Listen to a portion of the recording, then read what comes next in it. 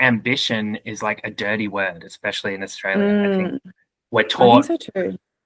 yeah, it's like the tall poppy syndrome. It's the cultural cringe stuff. It's like we're taught that like you shouldn't be ambitious. You shouldn't kind of celebrate your successes. You should kind of be very humble and you should talk yourself down. And you should always be like, you know, if somebody pays you a compliment, you reject the compliment or whatever. And, you know, being humble is great. But I also think when you are ambitious and you pretend you're not, it kind of, again, makes you do weird stuff where you start kind of like, when you see ambition in other people, you start rejecting it and being resentful of it because like people think that if they can't express, because like if you write a book, of course you want people to read it, and that's good. You should want people to read it, but like admitting that isn't bad. I don't think anyway. And so yeah, I've definitely kind of seen this in a lot of writers who, you know, it'll even be like I'll have a lot of friends who like maybe they'll be working on a book for years and years and years,